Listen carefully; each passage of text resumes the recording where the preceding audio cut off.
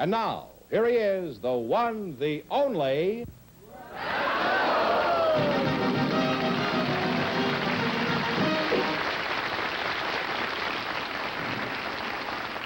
Well, here I am again with $1,500 for one of our couples, and if any of them say the secret word, they'll win an extra $100. The word tonight is house. I want to ask you a question. Is it true that Sheena of the Jungle is your daughter? Mrs. Letitia J. Holloway, Mr. Ray Bradbury are waiting to talk to you, so folks, you come in, please, and meet Groucho Marx. Say the secret word, and you each get an extra $50. It's a common word, something you see every day. Ray Bradbury and Miss Letitia Holloway. Mrs. Holloway, where are you from? I'm from a little town in Illinois, Oglesby. Well, you're married, Letitia, huh? I am a widow now. Oh. I have been. Well, I'm sorry to hear that. Would you mind telling us how old you are, Letitia? I'm 76. Oh, gosh. Well, you're a fine-looking 76. Are you entertaining any thoughts of remarriage, Letitia, or are you content with your single status? Well, I don't get lonely. I don't get lonely. Well, you can be married and be lonely, too, you know. You can, and I'm really quite content. There used to be an old song called When I'm With You, I'm Lonely. You are quite content. I'm quite content. Well, that's But gratifying. I don't think I'd find a man that would want to marry a woman that don't like to cook. And I don't like to cook. I can make beautiful angel food, and I can serve a fine company dinner. But the... You don't want to cook for your husband, huh? 8, 12, and 6 routine is not the way I want to spend my last 25 years.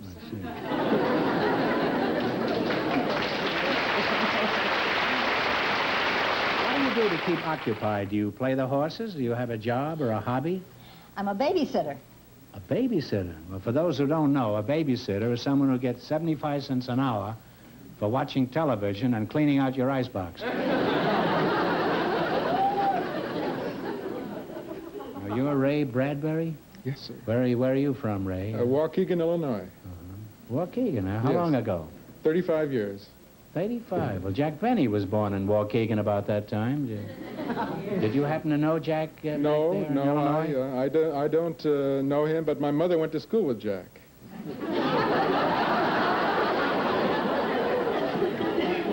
Why, that dirty crook, huh? What kind of a job do you have, Ray? I'm a writer. What kind of a rider? Pony Express, a motorcycle, or what? Writer, W-R-I-T-E-R.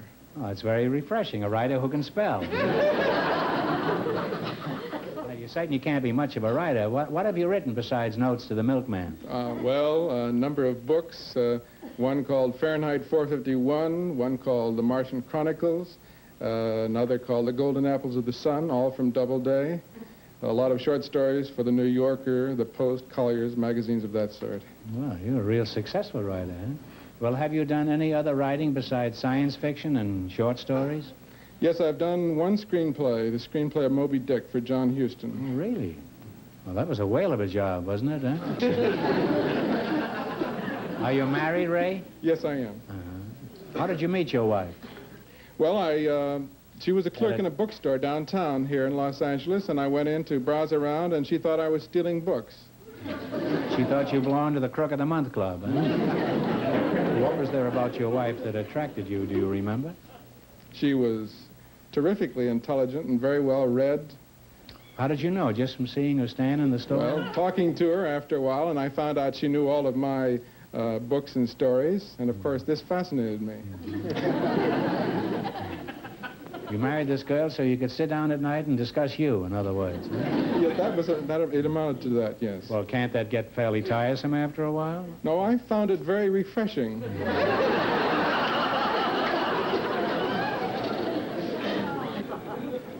Could you give us a brief outline of one of your stories, Ray, so I could get some idea of your work? Well, I had a science fiction story in the Saturday Evening Post a couple of years ago called The Veldt. It's the story of two children who have a room with a wall-to-wall television in it. And they use this room to focus on Africa, and when their parents try to turn the room off, the children, with some mechanical gimmick or other... What was this gimmick, you remember? This was a secret. I can't tell you. You didn't reveal this? I didn't know. Even? That's what I suspected, huh? At the end of the story, when the parents try to shut the TV room off, the children induce the lions to come out of the walls of the room and eat up their parents. That's the end of the story. Well, it's a very sentimental thing. It's a little like Alice in Wonderland and Little Women. Well, you're a very interesting couple, and I'd like to spend more time talking to you, but we've got to get down to some serious business. You're going to play You Bet Your Life. Now, you selected movie quiz. I'll give you a brief synopsis of some famous movies, and you give me the title of the pictures. Now, remember, one answer. What do you want to start with? 70. 70, all right. Tom Ewell played opposite Marilyn Monroe in the movie version of a big Broadway success. What picture was it? 7 Year Itch. 7 Year Itch. That's 7 Year Itch is right, yes. Well, you're off to a good start. You have $170. Did you see that picture, Ray? Yes. What do you want to try now? 80. 80 would be nice. 80. Yes, that'd be lovely, wouldn't it? Well, in 1943, Gary Cooper and Ingrid Bergman starred in the movie version of a novel by Ernest Hemingway. What picture was this? For Whom the Bell Tolls. For Whom the Bell Tolls. Letitia, you hit it right on the button, huh? That's right. And you now have $250. And now what? 90. 90? Robert Donat's performance in the screen version of a James Hilton novel won him an Oscar in 1939. What picture was it? Goodbye, Mr. Chips. Goodbye, Mr. Chips. That's right. It was about a poker game. Goodbye, Mr. Chips. You now have $340. And here's your last chance to beat the other people, the couple victims. What are you going to go for? $100. $100. In 1949, Olivia de Havilland played a rich young woman who was disillusioned by a handsome fortune hunter played by Montgomery Clift. What picture was it? Talk it over. The name of the picture.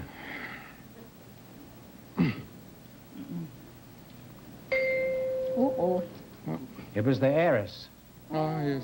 Henry James. Henry James is right. Not Harry James, but Henry James. You wind up with half of the $340. You have $170. Sorry you lost the last one.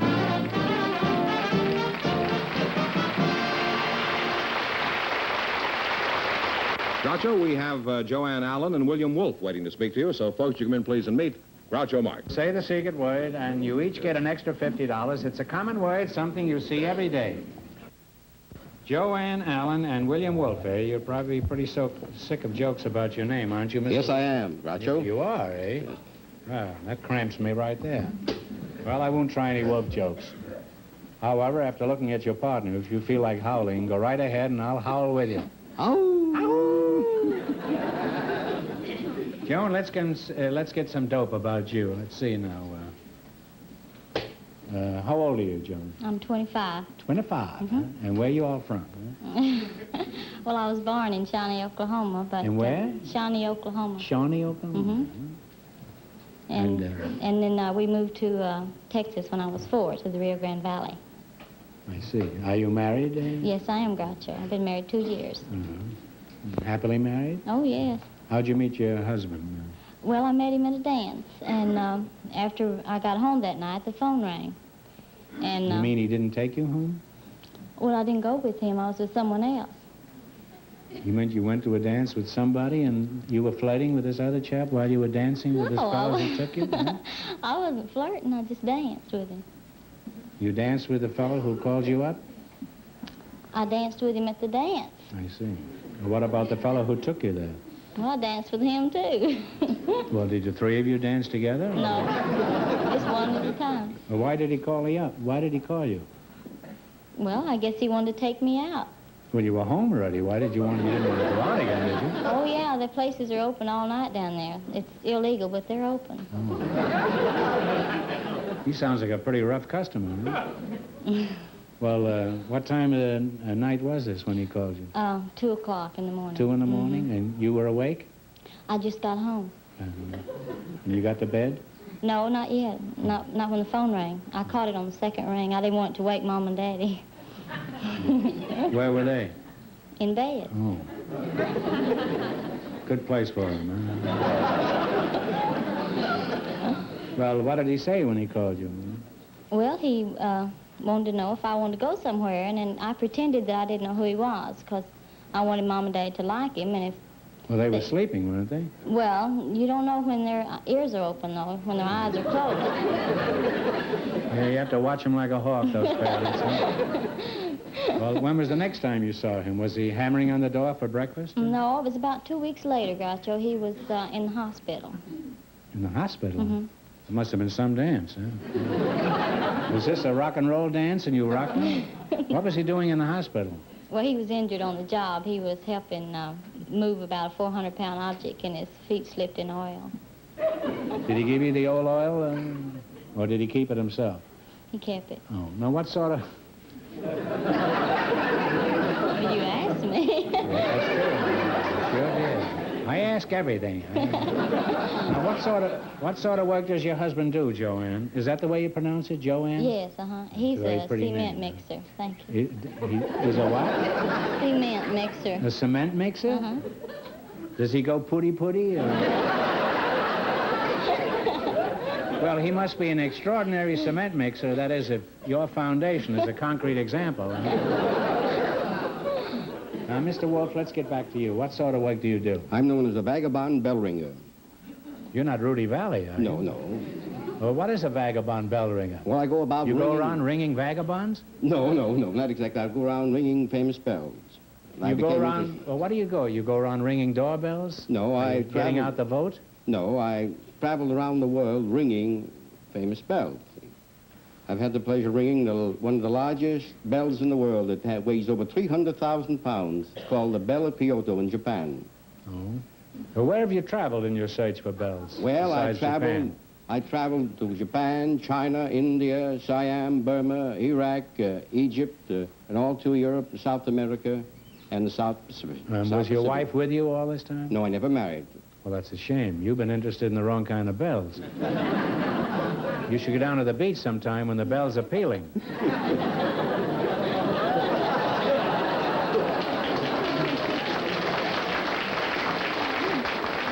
You know, I had to leave town one time because of a bell at Santa Monica. This was one of the bells that tolled at midnight.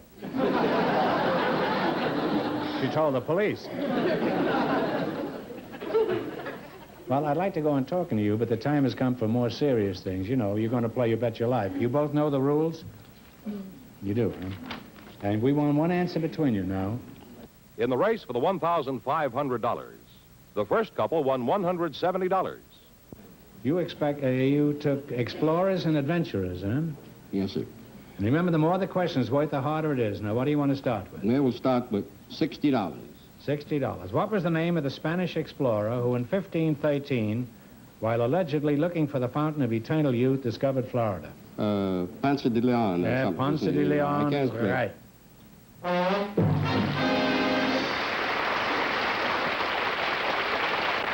You now have $160. Now, what would you like to try? Oh, we'll try 70. 70. Is this all right with you? Yes, All right. Thomas Jefferson assigned what two men the task of exploring the Louisiana Purchase and finding a route to the Pacific? Clark and Lewis. Well, yes, Lewis and Clark. Lewis and Clark. Same two fellas. You now have $230. You see, it was Clark and Lewis, but this was on their way back. On their way there, it was Lewis and Clark. Now what, 80? We'll take 50. 50. Oh, I'm glad you're taking the $50. Now, what was the name of the Spanish explorer who in 1541 discovered the Mississippi River? De Soto. That's why I wanted you to take the $50. And you now have $280. A Scottish missionary and explorer discovered the Zambezi River and Victoria Falls in Africa. Who was he? Livingston. Dr. Liverwurst. Dr. Livingston is right, huh? Gotta give him a big kiss, that wolf. Huh? Oh, husband is looking. That's all right. Well, you wind up with We're married 2 years $360. already. Nobody cares. He's a big Texan. He's a big what? Texan. So I'll get rid of you fast.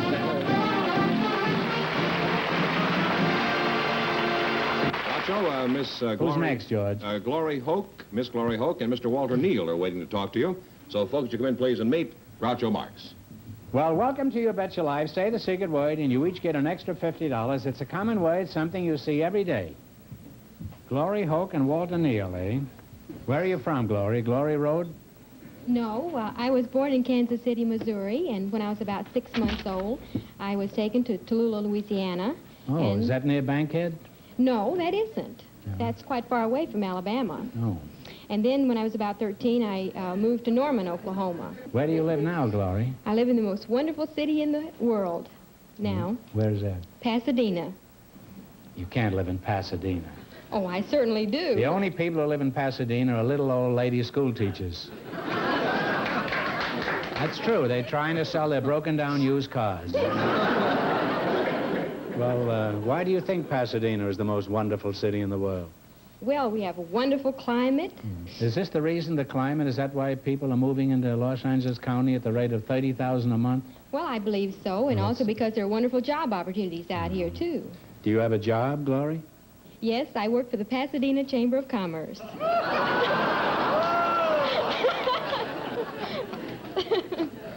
And all your rosy talk about how wonderful it is out here is pure propaganda, huh? No, it isn't pure No, propaganda. It isn't? No, Pasadena is a wonderful place.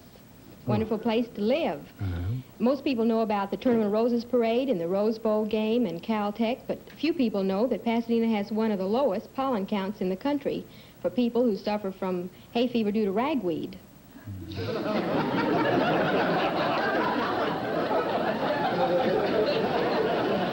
You mean that everybody in Pasadena has ragweed? Now, is it true that Pasadena is just made up of mostly elderly people? Well, there are elderly people in Pasadena, but there are also a lot of young people there because of the type of industry, the electronics industry, the scientific instrument field. And after all, we have, I think it's 300 doctors for the 117,000 people in the population of Pasadena, and that's more doctors per capita than any city in the world. Well, I guess all that talk I've heard about Pasadena is true after all. Their slogan is, you know, you haven't lived until you've died in Pasadena.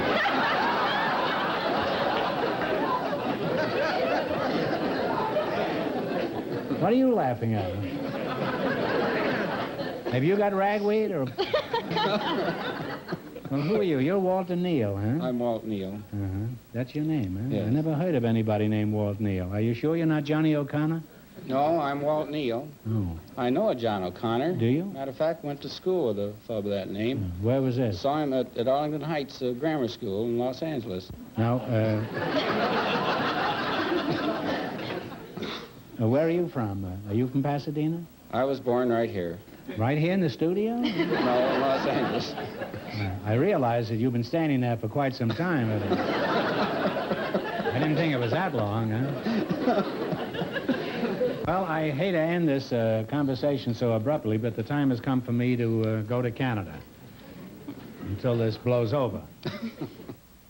In the race for the $1,500, the second couple leads with $360. You select the cities of foreign countries. I'll give you the names of 2 cities of a foreign country, and you tell me the name of the country. And remember, the more the question's worth, the harder it is. $70. $70. Here are the cities. Pilsen and Prague. You tell me the country. Czechoslovakia? That's right. Czechoslovakia is right. You now have $170. Say it again. I want to get... All right, you now have $170. Can't you kind of stretch it out when I'm trying to light a cigar and say it real slowly? Try it once more. This isn't really lit yet. Huh? You now have, according to my calculations... Okay. All right.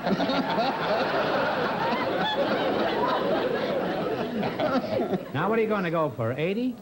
8. All right, in what country are Halifax and Calgary? Canada. Canada is right. And you now have $250. And now, you want to try 90? 90. All right, and what country are these cities? Sao Paulo and Bahia. S-A-O, capital P-A-U-L-O, and B-A-H-I-A. Brazil. You now climb to $340. Shoot the Your word. last chance shoot to be the the other works. couple. Shoot the works, yeah? Later we'll shoot Fenneman. All right, for $100. In what country are Bilbao, B-I-L-B-A-O, and Cadiz, C-A-D-I-Z? Bilbao. Spain. That's right, Spain. Spain is right. And you wind up with $440. The least you can do is give her a big kiss. How about it? And maybe a job. Yeah, and maybe a job. Thank you, Grad. Thank you.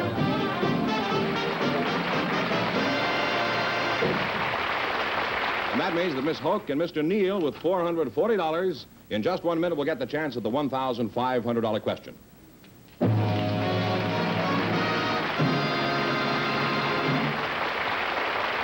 Here's the winning couple, All right, Groucho. George, bring on the winners. I was going to. Miss Hook and Mr. Neal, all set for the $1,500 question. Right back in here, please. Well, here's that little old lady from Pasadena again. And that little old Johnny O'Connor. All right, you've traveled all around the world. This ought to be pretty easy for you. Vincent Massey has been in the papers quite a bit lately. For $1,500, tell me what is the important post held by Vincent Massey. Talk it over.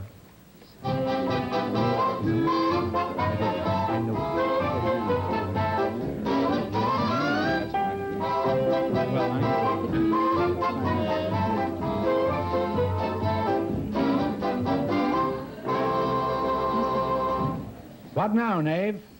We think he's the Prime Minister of Canada. No, you're close. He's the Governor General of Canada. So that means the big question next week will be worth $2,000. Well, they lost the big money. How much they win the quiz, George? Went all the way, $440. And the secret word? I think they said the secret word, yes. Well, congratulations, and thanks to all of our contestants on the show tonight.